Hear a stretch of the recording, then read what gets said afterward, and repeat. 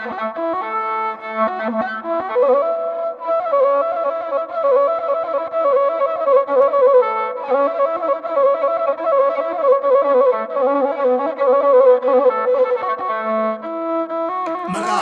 kan ilma kan hafuura qulqulluu waaqa tokkoon ni amanna. Amiin. Kabajamootaa fi jaalatamoota maatiiwwan Waaqayyoon kan jaalattan Waaqayyo isiniin kan jaalatu hordoftoonni chaanaalii keenya waadaa wangeeltuu fi waadaa fannoo miidiyaa fi gamanaa miidiyaa. Egaa akkuma beekamu chaanaaliiwwan nuti barnoota afuuraa irratti dabarsinu chaanaaliiwwan gurguddaa sadi jira.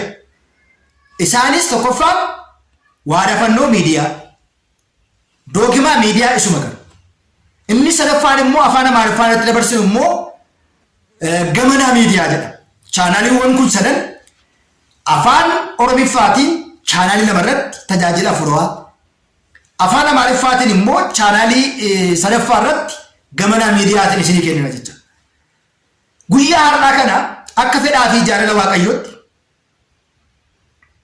wangeela qulqullicha Maatewos boqonnaa 4 gubbaa irratti ilmi namaa nyaata qofaatiin hin jiraatu jedha. Maarree kanaatiin wal qabate yeroo soomii keessa namoonni yeroo baay'ee wantoota isaan ittiin qoraman gurguddaa guyyaa har'aa kana waliitiin ilaalla. Rakkoon namoota baay'ee yeroo soomii ittiin qoraman, ittiin dogongoran, ittiin sooma cabsan keessaati wantoota gurguddoo lama sadii waliitiin ilaalla jecha. Warreen haaraa taatan dogmaatuu fi chaanaalii keessa barnoota afuuraa irratti argattan kana sabiskiraayibii fi sheer laayikii gootanii obboloota keessaniitiif akka dabarsitan maqaa Waaqayyootiin isin beeksisaa. Keessumaa immoo tajaajiltoota afaanii kana afaan Oromiffaa barnoota baay'ee ittiin argannu kana immoo sabiskiraayibii sheer goonee dhaggeeffachuun ga'ee hunduma keenyaa ta'ee otoo jiru wangeela Maatewos boqonnaa 4 gubbaa irratti ilmi namaa nyaata qofaatiin hin jiraatu jedha. Maaltu isa barbaachisaa? Dubbiin sagalee isaa, sagadi, kadhannaa, soomni isa barbaachisa. Seenaa macaafa qulqulluu keessatti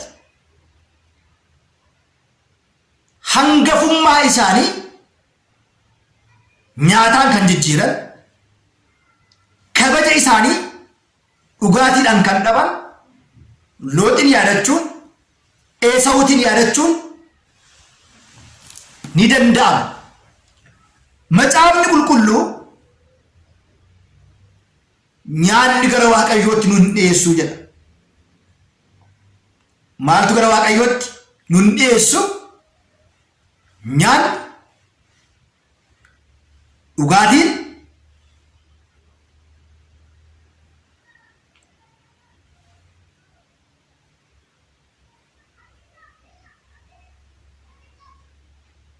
gara Waaqayyootti akka nun dhiyeessine macaafni qulqulluu ni dubbata jechaadha. Innis egaa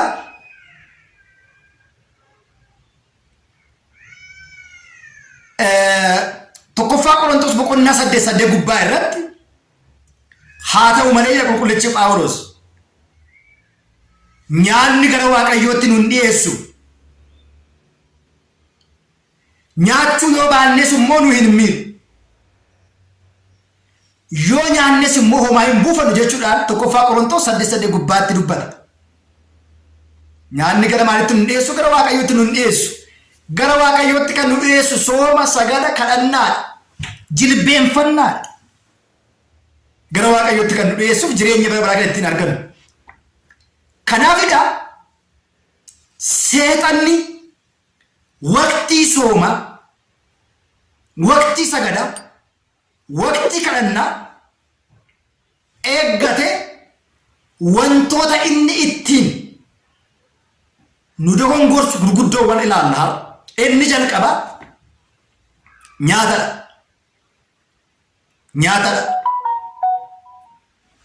Nyaata gaafa jennu yeroo nuti soomuudhaaf yaadnu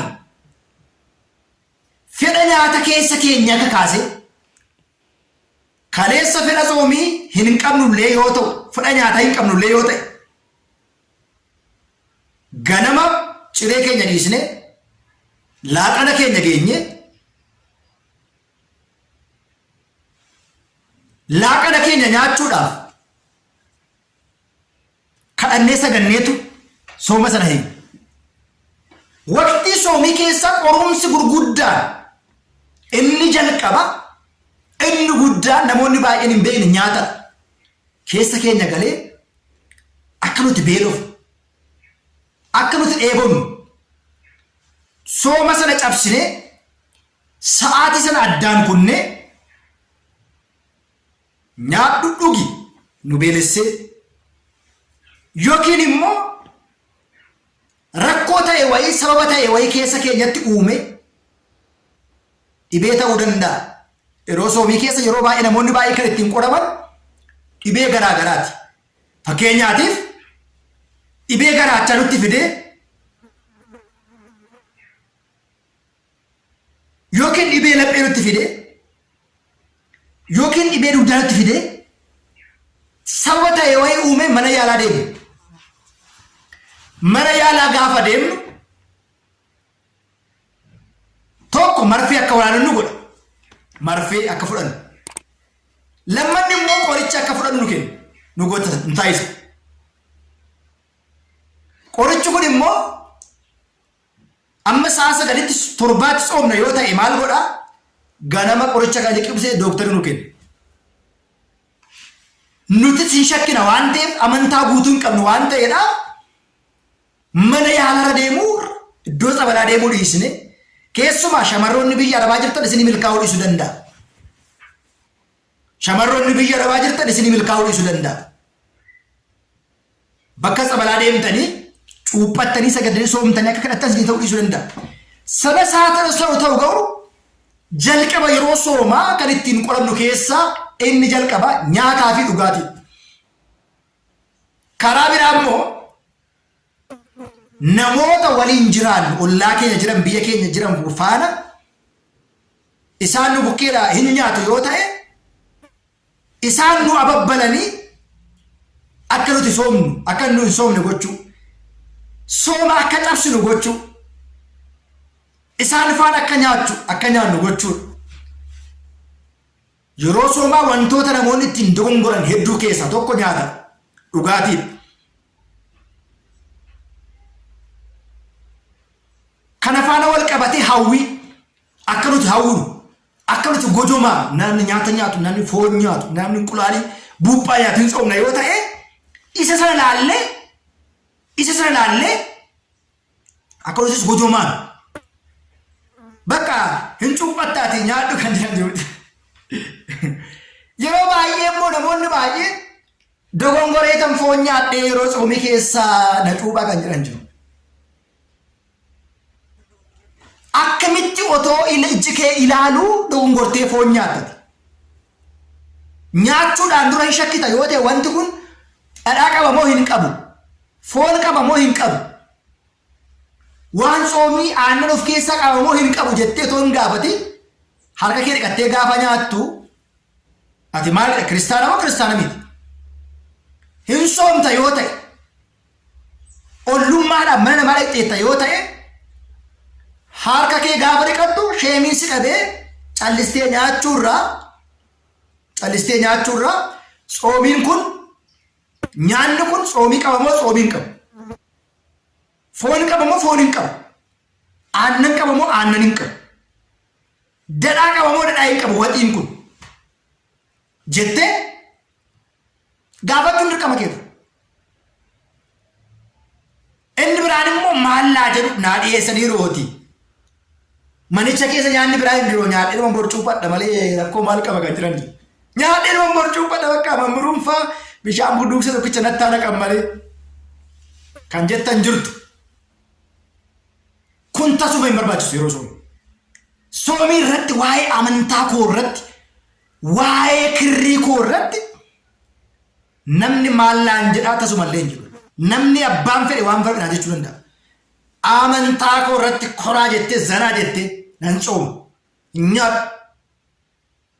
Nyaanni kee kun maalidha? Soomii qaba moo soomii hin qabu? Kostar jettee. Inni biraan immoo namoonni akka nuti sooma cabsinuuf gufuu ta'an jiru. Dhoksanii dadhaa itti naqanii foon keessa makanii aannan keessa makanii erga nyaanneen booda soomii qaba ture soomii silaadhee namoonni akkasiin qunnamanii hin beekanii. Kanneen akkasii fi warreen akkasirra taa'eetu seexanni yeroo soomii ittiin nu qora. Yeroo soomii keessa.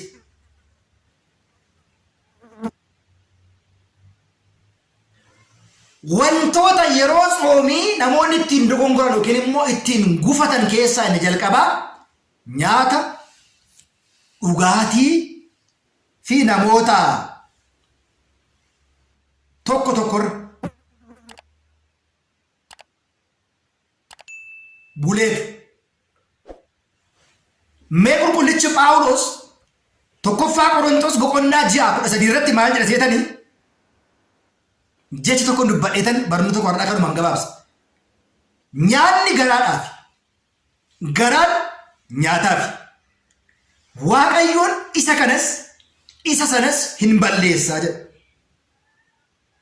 Foon immoo gooftaadhaaf malee sagaagalaatiif miti.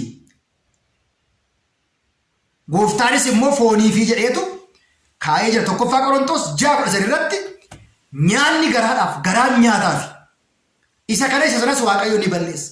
Foon immoo sagaagalaaf otoo hin ta'in waaqayyoodhaafi jedha. Har'a tokko laalleera. Kutaa lammaffaa keessatti yeroo soomii namoonni kan ittiin dogongoran keessaati. Inni jalqabaa nyaataa fi dhugaatii. Namootarras bulee ofii keenyaa sawuneetu yeroo baay'ee kanaatiin dogongora. Kutaa lammaffaa keessatti immoo yeroo soomii wantoota namoonni ittiin dogongoran ittiin sooma cabsan keessaati barnoota biraatiin kutaa lammaffaatiin ni ilaalla. Waan dhaggeeffataniif galatoomaa. Miidiyaa kana waliif sheer godhaa, sabiskiraayibii godhaatii nu cinaa dhaabadhaan waamicha keenyadha. Waaqayyo isin duukaa haa ta'u. Sooma kana kan ittiin daabiloosiin injifattan kan ittiin mootummaa isa dhaaltan waaqayyo isin ifaa taasisu nu haa ta'u.